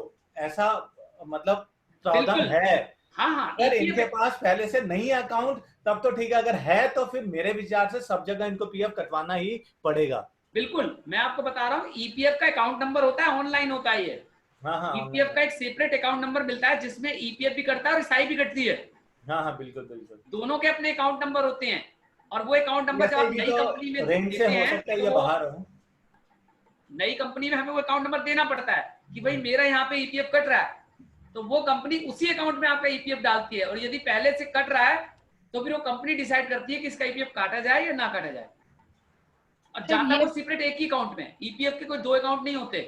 पूरे इंडिया में आप कहीं भी जॉब करेंगे ईपीएफ का एक ही सिंगल ही होता है। मेरा मतलब ये बहुत ऑड होता है कि 3-4 जगह से पीएफ आ रहा हो तो कहीं कोई कंपनी बोले भैया किसका तो घुमा रहा है ये। नहीं, वो कंपनी डिसाइड करती है कि काटा जाए ना काटा जाए। अक्सर होता यही है कि अगर ईपीएफ कट रहा है कंपनी में तो कंपनी उसका काट नहीं सकती, क्योंकि वो जब ही काटेगी जब उसने वहां से जॉब छोड़ दी है तब उसका वहां पे ईपीएफ काटा जाएगा। तो सेम फॉलो क्वेश्चन आया कि ये ईपीएफ सब कंपनी से कटवाना कहीं इलीगल तो नहीं है? 3 कंपनी से एक साथ ईपीएफ कटवाना इलीगल नहीं होगा? क्योंकि बिल्कुल, देखिए मैं आपसे फिर वही कह रहा हूँ कि 3 कंपनी हो या 4 कंपनी हो, ईपीएफ कटता है एक ही अकाउंट में है। और अगर 3 कंपनी काटती है तो वो आपके उसी अकाउंट में पैसा जाएगा। इलीगल कुछ नहीं है, वो उनको अपना ईपीएफ, सपोज कीजिए आप जिस कंपनी में है और आप किसी व्यक्ति का ईपीएफ काट रहे हैं तो वहां की इनकम के हिसाब से काट रहे हैं, आप उनकी अपनी सैलरी के अनुसार काट रहे हैं। दूसरी तरफ से भी तो उसको इनकम आ रही है, 3 जगह से आप इनकम भी तो ले रहे हैं। और हाँ, अगर वाकई में इनकम लेना भी तो अपने आप में इलीगल है। नहीं, ऐसा नहीं है, इनकम लेना इलीगल है। इनकम में देश का निर्माण करना लीगल है। एम्प्लॉयड है तो वो तो लीगल नहीं है। नहीं, ऐसा कुछ नहीं है। वो तो एम्प्लॉयमेंट की कॉन्ट्रैक्ट पे डिपेंड करता है। अगर उसके कॉन्ट्रैक्ट में है कि तुम कहीं और जॉब नहीं कर सकते तब तो वो तो ब्रीच ऑफ कॉन्ट्रैक्ट हो गया। मतलब सरकार ये नहीं कहती कि तुम 3 जगह जॉब नहीं कर सकते। बिल्कुल, लेकिन देखिए बात वो नहीं है, बात है कि आप जितनी इनकम जनरेट करेंगे गवर्नमेंट भी उतना ही दायरा बढ़ाएगी, आपकी सेविंग का भी और आपके टैक्स का भी। तो ये कहना कि मैं 3 जगह जॉब कर रहे हैं तो 3 जगह हमारा ईपीएफ ना कटे, ईपीएफ जाएगा अकाउंट में लेकिन तीनों जगह से कट सकता है, इसमें कोई वो नहीं है। तीन कंपनी अलग अलग रूल है, तीनों कंपनी अपने स्ट्रक्चर को फॉलो करेंगी। वो ये नहीं कहेंगी कि आपका पिछली कंपनी में कट रहा है तो हम ना काटें, ऐसा नहीं है। दूसरी कंपनी भी अगर ईपीएफ के दायरे में आप वहां भी आ रहे हो, उनकी जरूर आपका वो डिडक्शन करेंगे, लेकिन जमा आपके उसी अकाउंट में होगा, ईपीएफ के एक सिंगल अकाउंट में। अकाउंट नंबर आप वही दोगे जिसमें आपका पिछला ईपीएफ जमा हो रहा है, आपके 3 अकाउंट नंबर नहीं हो सकते ईपीएफ के। अच्छा, एक बात बताइए मुझे, ये अभी तक वो 3 बार वाला कोई डाउट है कि 3 बार, एक तो फुल टाइम कोई अगर जॉब कर रहा है तो वो 8 आवर्स के हिसाब से तो 24 घंटे हो गए, राइट। मेरा पॉइंट है कि कई बार ना 2-3 घंटे की भी जॉब्स होती हैं, कॉन्ट्रैक्ट हो सकता है, कुछ हो सकता है। तो मैं कह रहा हूँ कि कंपनी कॉन्ट्रैक्ट क्यों नहीं करती, वो कंपनी एम्प्लॉय बनाकर ही क्यों पीएफ काटना चाह रही है, ऐसा क्यों हो रहा है? आई मीन कंपनी कॉन्ट्रैक्ट भी तो कर सकती है, कॉन्ट्रैक्ट दे सकती है जहां पे केवल टीडीएस काटेंगे तो काम बन जाएगा, राइट। तो 3 जगह से एम्प्लॉयमेंट लेने की या कंपनी को एम्प्लॉयमेंट देने की नीड क्या है अगर ये शॉर्ट टर्म जॉब है? तो अनोनिमस, ये क्या आप थोड़ा डिटेल में बता सकते हैं कि ये किस टाइप का अरेंजमेंट है? देखिए, आपका जो क्वेश्चन है कि जो आप बीच में कॉन्ट्रैक्टर को ला रहे हैं, कॉन्ट्रैक्टर कि भाई कॉन्ट्रैक्टर जो बीच में शामिल करके उनका ईपीएफ काट रहा है, यही है, एम आई राइट? नहीं, मेरा सवाल है कि अगर मैं 3 जगह जॉब कर रहा हूँ ना, तो मैं एक ही जगह जॉब करूंगा, 2 जगह जॉब ना करके मैं कहूंगा तुम मुझे कॉन्ट्रैक्टर बनाओ और तुम मुझे इस काम का कॉन्ट्रैक्ट दो और मेरे को 20,000 रुपए हर महीने दो, 50,000 रुपए हर महीने दो और उस पर तुम 10% टीडीएस काट लो। या अगर मैं अफिलिएट कर रहा हूँ, कमीशन है, तो तुम मेरा 5% काट लो। तो मेरा ईपीएफ कटवाने का लफड़ा ही खत्म हो गया, वो प्रॉब्लम ही मेरी वो हट गई। जब आप ऐसे कॉन्ट्रैक्टर, आपने अपने को मान ही लिया और आप कॉन्ट्रैक्टर के रूप में काम ले रहे हैं, तो वहां पे तो आपका टीडीएस ही कटता है, फिर तो वहां पे आपका ईपीएफ का कोई चक्कर ही नहीं है ना।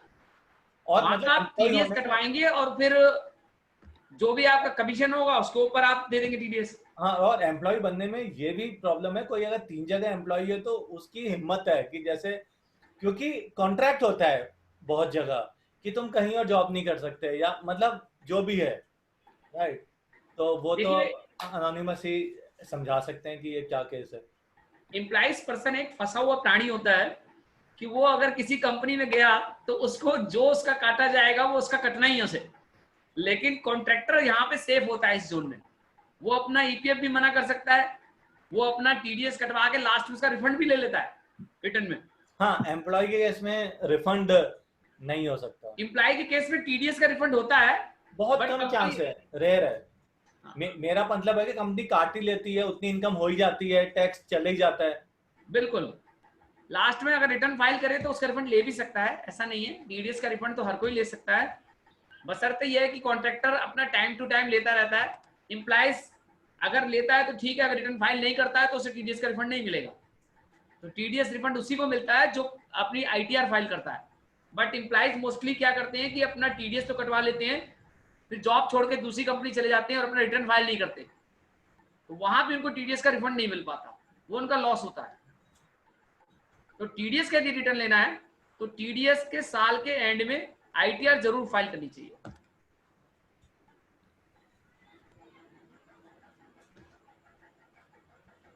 उस केस में अगर जैसे हाउस रेंट अलाउंस की बात करें तो बहुत सारे लोग जो सेल्फ एम्प्लॉयड होते हैं और रेंट पे कर रहे हैं, ठीक है, और या फिर जिनको हाउस रेंट अलाउंस नहीं मिल रहा है as a part of the salary, तो वो क्या बेनिफिट क्लेम कर सकते हैं? देखिए, ऐसा है, हाउस रेंट नहीं मिल रहा है और वो हाउस रेंट का क्लेम करना चाहते हैं, मैं फिर यही कहूंगा एचआरए जो डिपेंड होता है वो आपकी सैलरी और जो रेंट पे कर रहे हो उन दो के ऊपर डिपेंड होता है। बस आपकी सैलरी कितनी है और आप रेंट कितना पे कर रहे हो, सैलरी के अंदर भी आपको एचआरए कितना मिल रहा है, यानी आपको रेंट कितना मिल रहा है और आप रेंट कितना दे रहे हो, इन दोनों चीजों के ऊपर डिपेंड करता है एचआरए की एग्जम्पशन। अब आपने कहा कि एचआरए मिल तो रहा नहीं है बट पे कर रहे हैं, यही क्वेश्चन है आपका। हाँ, रेंट पे कर रहे हैं, एचआरए नहीं। रेंट पे कर रहे हैं लेकिन नहीं मिल रहा है। देखिए, उस केस में तो हम यही कह सकते हैं कि आप अपने सैलरी के अनुसार कैलकुलेट कर सकते हैं कि सैलरी आपको कितनी मिल रही, बेसिक सैलरी, उसमें डीए इंक्लूड है। बेसिक सैलरी का 10% प्लस डीए उनको जोड़ दीजिए और उसमें माइनस कर लीजिए जितना रेंट आप पे कर रहे हैं, और जो अमाउंट निकल के आएगा उसके बाद आपने जो मकान ले रखा है रेंट का, वो मेट्रो सिटी में कि नॉन मेट्रो सिटी में, आप उसका 50% निकाल लीजिए। अगर वो डीएमआरसी में यानी दिल्ली मेट्रो जो भी 4 जगह हैं चेन्नई, उन जगहों पे अगर आपने रेंट पे ले रखा है तो उसका 50% निकाल दीजिए जितना रेंट। सपोज कीजिए आपने दिल्ली में मकान ले रखा है, और दिल्ली क्योंकि मेट्रो सिटी है तो दिल्ली के अंदर यदि आप 50,000 रेंट दे रहे हैं, सपोज कीजिए 50 नहीं तो मैं 25,000 मान लेता हूँ, 25,000 अगर आप रेंट पे कर रहे हैं मंथली, तो उस मंथली रेंट को आप 12 से मल्टीप्लाई करके सालाना रेंट निकाल लीजिए और उसका 50% कैलकुलेट कीजिए। सपोज कि 1 लाख आपने पे किया, मैं मान लेता हूँ 1 लाख पे किया 1 साल में रेंट आपने मेट्रो सिटी में, तो यानी कि 50,000 हो गया 50% उसका। उसके बाद फिर आप अपना जो बेसिक सैलरी और डीए है उसको जोड़िए, बेसिक सैलरी प्लस डीए उसको जोड़िए, उसका 10% निकालिए और उसमें से माइनस कर दिए जितना रेंट आप पे कर रही हैं उस अमाउंट में, और जो 50% ऊपर आपने निकाला है उस अमाउंट में जो भी कम होगा वही आपकी एग्जम्पशन होगी, उतने पे ही छूट मिलेगी, उसके अलावा आपको कोई छूट नहीं मिलेगी। अच्छा विश्वनाथ जी, एक सवाल और आया है कि कोई अपना पिछले 12 महीने से जीएसटी फाइल कर, आई फॉरगॉट फाइल माय, कोई पिछले 12 महीने से नील जीएसटी फाइल करना भूल गए हैं। 12 महीने से? हाँ, मतलब 12 महीने की भूल, ये थोड़ी सी 12 महीने, चलिए हो सकता है इनको, हो सकता है ना जीएसटी नंबर लिया हो और इनकम ना हुई हो और इनको ये ना पता हो कि जीएसटी नील भी फाइल करनी होती है, राइट। तो इनका सवाल यह है कि लास्ट 12 महीने से मैंने नील की जीएसटी जो फाइल करनी होती तो फाइल नहीं करी है ना, मैं अपना जीएसटी सरेंडर करना चाहता हूं, क्या मेरे को फाइन देना ही होगा या विदाउट फाइन भी कर सकता हूं? क्योंकि जीएसटी अगर होता है तो जीएसटी तो देना ही होता है, उसका कोई उपाय नहीं है, राइट। फाइन के लिए क्या होता है, स्कीम आती होगी तो वो आपको ज्यादा पता होगा कि कोई स्कीम वगैरह कब आएगी या आई है नहीं आई है। देखिए ऐसा है कि गवर्नमेंट स्कीम जो भी लाती है वो जीएसटी के अंदर सिर्फ 2 ही बार लाई है। एक लाई थी जब जीएसटी पूरी तरह से इम्प्लीमेंट नहीं हुआ था तो लोगों को समझ में नहीं आया था और उनका पोर्टल जो है पूरी तरह से अपडेट नहीं हुआ था, जिसके कारण जीएसटी ने आगे टाइम पीरियड बढ़ा दिया और उसमें कुछ लोगों की लेट फीस भी रिटर्न कर दी और कुछ लोगों को जो है एक पेनल्टी से भी मुक्त कर दिया गया। बट आज के केस में यदि हम बात करें, जीएसटी पूरी तरह से इम्प्लीमेंट हो चुका है। अब यदि पिछले प्रीवियस फाइनेंशियल में किसी ने पूरे साल रिटर्न फाइल नहीं की है तो वहां पे कोई लॉजिक नहीं बनता कि उसने वो रिटर्न फाइल करना भूल गया, गवर्नमेंट इसको नहीं मानती, फाइन देना ही होगा उनको, फाइन देना ही होगा। बिल्कुल, क्योंकि गवर्नमेंट ने जहां तक अपनी गलती स्वीकारी उसके आगे गवर्नमेंट ने भी डेट एक्सटेंड करी और आपकी लेट फी इंटरेस्ट को भी माफ किया। बट क्योंकि अब जीएसटी आते आते कम से कम 2 से 3 ईयर हो चुके हैं, पूरी तरह से जीएसटी पोर्टल पे भी अपडेट हो गया है और जीएसटी का सारा स्ट्रक्चर भी पूरी तरह से इम्प्लीमेंट हो गया है। अब अगर कोई व्यक्ति जीएसटी लेट करता है जमा तो उसको पेनल्टी भी देनी पड़ेगी और अगर जीएसटी पे नहीं किया है तो उसको इंटरेस्ट भी पे करना पड़ेगा, वहां उससे वो बच नहीं सकता, उसको उसके बाद ही वो कैंसिल कर सकता है। अगर वो चाहे कि उससे पहले जीएसटी कैंसिल कर दे तो ऐसा पॉसिबल नहीं है। नहीं, कई बार ऐसा होता है कि आप जीएसटी ना भरो तो जीएसटी कुछ महीनों बाद अपने आप ही कैंसिल हो जाता है और एक नोटिस आ जाता है आपके पास, वो इनके साथ अभी तक नहीं हुआ। देखिए ऐसा है, अगर आपको 6 महीने से ज्यादा हो गया है, मैं फिर बोल दे रहा हूं आपको 6 मंथ का टाइम पीरियड है, विद इन 6 मंथ के अंदर जीएसटी अथॉरिटी ये देखती है कि आप जो रिटर्न फाइल कर रहे हैं या जो आप टैक्स जमा करा रहे हैं तो उस 6 महीने का आपका बिजनेस रिकॉर्ड क्या है, कितनी ट्रांजेक्शन हुई है, उसके अनुसार ही वो डिसाइड करते हैं कि 6 महीने बाद जो आपका बंद करने जा रहे हो वो लीगल है या इलीगल है। अगर उन्हें जरा सा भी डाउट होता है तो वो अथॉरिटी आपका ऑडिट करती है, आपकी कंपनी में कभी भी आके इंस्पेक्शन किया सकता है आपका, और कोई भी रॉन्ग इंफॉर्मेशन पाए जाने पर आपकी जीएसटी कैंसिल तो होगी बट आप टैक्स की लायबिलिटी से नहीं बच पाओगे। आपने 6 महीने बिजनेस किया और 6 महीने बाद आपने टैक्स जमा नहीं किया 6 महीने में और फिर आप जीएसटी कैंसिलेशन दिखा दो ये कहकर कि बिजनेस चला नहीं, आप नहीं बच सकते टैक्स की लायबिलिटी से। उस 6 महीने का गवर्नमेंट ट्रांजेक्शन देखेगी, उस 6 महीने में देखेगी कि जो आपने रिटर्न फाइल की है वो फाइल की है या नहीं की है, पहली चीज। आपने जीएसटी टैक्स पे किया है नहीं किया है, और 6 महीने बाद जो आप उनको रिपोर्ट दे रहे हो उसका ऑडिट करेगी कंपनी में, उनका एक बंदा आएगा जो पूरी कंपनी का आपका इंस्पेक्शन करेगा, आपका स्टॉक का ऑडिट करेगा, आपकी एसेट्स की ऑडिट करेगा। उसके बाद जब वो सेटिस्फाई हो जाता है कि आपने जो इन्फॉर्मेशन भरी है जीएसटी कैंसिलेशन के लिए कि आपका बिजनेस नहीं चला और आप जीएसटी कैंसिलेशन करना चाहते हैं, वो जब सेटिस्फाई हो जाएगा उसके बाद ही डिसाइड करेगा कि आपका जीएसटी कैंसिल किया जाए या नहीं। यदि इसको डाउट होता है कि आपने 6 महीने का रिकॉर्ड उनसे छिपाया है, उनसे ट्रांजेक्शन कोई छिपाई है और आप कैंसिलेशन के लिए अप्लाई कर रहे हैं, तो वहां पे कैंसिलेशन तो हो जाएगा बट आपकी टैक्स लायबिलिटी आपको देनी ही पड़ेगी। ठीक है ठीक है। फिर मेरे पास तो बस इतने ही सवाल थे, क्वेश्चंस खत्म हो गए। तो और भी किसी ऑडियंस का यदि सवाल है तो वो हमसे यूट्यूब पे सवाल पूछ सकते हैं। हाँ, ये ऑडियंस से ही हम जाके टाइप कर सवाल सकते हैं। ले रहे थे। और वेबिनार खत्म होने के बाद भी जो यूट्यूब में रिकॉर्डेड हमारा जाएगा उसमें भी अगर किसी को सवाल पूछना हो तो आप कमेंट बॉक्स में टाइप कर दीजिए। नेक्स्ट वेबिनार में we can answer those questions. आने वाली वेबिनार हम इनको बताएंगे ऑडियंस को कि किस तरह से आप प्रॉपर्टी के अंदर अपना जाके स्पेशली टैक्स सेव कर सकते हैं। यहाँ मैंने आपको पर्सनली बताया था कि आईटीआर के अंदर कहाँ का इन्वेस्टमेंट करके आप किस किस सेक्शन के तहत टैक्स सेव कर सकते हैं। हमारा जो नेक्स्ट वीडियो है हम इनको बताएंगे ऑडियंस को अपनी कि किस तरह से आप लोग जो है प्रॉपर्टी के ऊपर भी अपना टैक्स सेव कर सकते हैं। 2 प्रॉपर्टी खरीद के, 3 प्रॉपर्टी खरीद के, या आपका जितना कैपिटल गेन बन रहा है आप उस पर कैसे मुनाफा बचा सकते हैं, किस तरह से आप टैक्स सेव कर सकते हैं। यानी टोटली हम आपको प्रॉपर्टी पे टैक्स सेव करना बताएंगे। और अगर आपका कोई इस विषय में क्वेश्चन हो तो आप कमेंट बॉक्स में जाके टाइप कर सकते हैं, या कोई क्वेश्चन है तो आप पूछ सकते हैं। एक क्वेश्चन आया है स्मिता कुमारी का। वो पूछ रहे हैं कि सर इनकम ही नहीं है तो टैक्स कहां से दें, आप कोई इनकम का तरीका बताएं।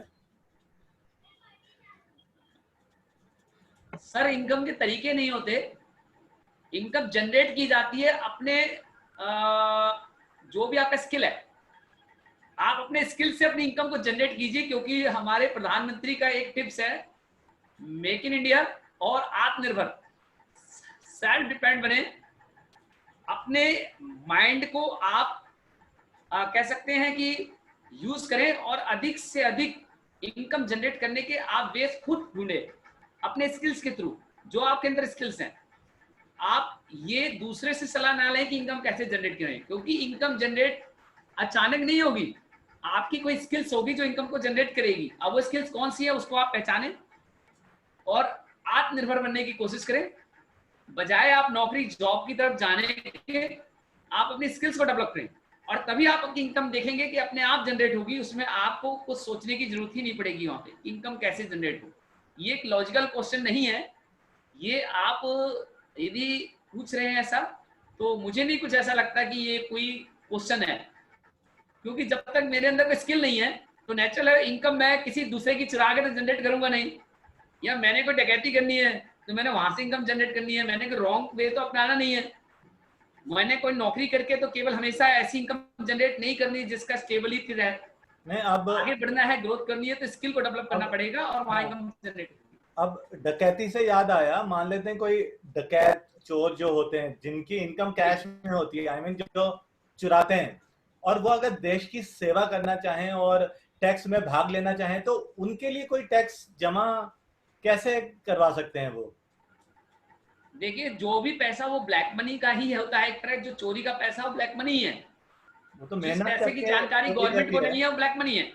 हाँ। चाहे वो चोरी से आया हो, चाहे किसी दूसरे से छीना हो आपने, वो ब्लैक मनी है। ब्लैक तो मनी भी ब्लैक 2 मनी टाइप्स को की हो गई। आप डिस्क्लोज करके टैक्स जमा कराने की स्कीम आती तो है, तो आती है, बिल्कुल वही चीज कहने जा रहा था कि सेटलमेंट गवर्नमेंट कहती है कि आप अपना ब्लैक मनी शो कर दीजिए और उसमें भी हम आपको 25% रिटर्न कर देंगे।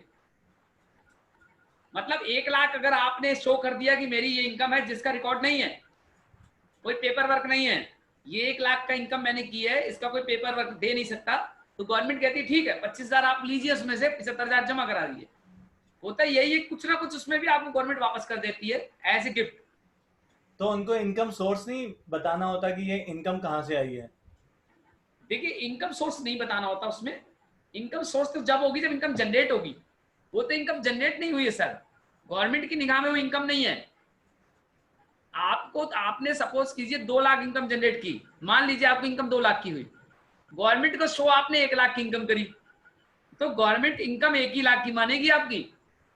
वो जो 1 लाख आपने शो नहीं करी है उससे गवर्नमेंट ब्लैक मनी ही मानती है, और उस केस में गवर्नमेंट ये कहती है आप सरेंडर कर दीजिए उस वैल्यू को, तो हम आपको अपनी तरफ से खुश होके 25% या 30% जो भी अमाउंट है वो हम आपको रिफंड कर देंगे, आपकी ईमानदारी का आपको गिफ्ट मिलेगा। लेकिन अगर आप उसको शो नहीं करते हैं, पूरा का पूरा 1 लाख अपने पास दबा जाते हैं, तो फिर उसका कभी भी आपके ऊपर रेड हो सकती है ITR की, और वो पैसा आपसे पूरा ही वसूला जा सकता है, वहां आपको कोई वो नहीं मिलेगा।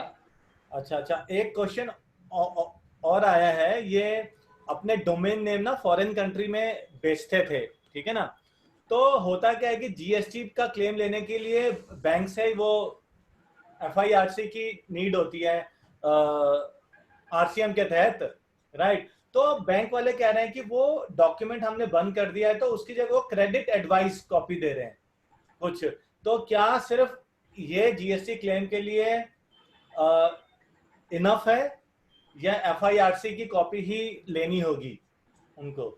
नहीं, FIRC की कॉपी देंगे तो वो ज्यादा बेटर होगा। नहीं, वो बैंक मतलब मेरे को भी नहीं पता कि, क्योंकि बैंक तो आज भी वो कॉपी दे ही रहे हैं वैसे, तो बैंक कह रहा है कि हम आपको कोई स्लिप दे देंगे, कोई एडवाइस दे देंगे, कोई नोट दे देंगे, क्या वो नोट काफी होगा या FIRC ही लेना होगा अगर बैंक ही ना दे तो?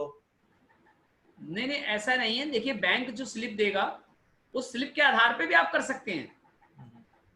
हाँ, कर सकते हैं। वो स्लिप का मतलब ये है कि बैंक को आपने FIRC दे दिए, वो उसका एक एक्नॉलेजमेंट है, उस एक्नॉलेजमेंट के आधार पे भी आप आगे कर सकते हैं,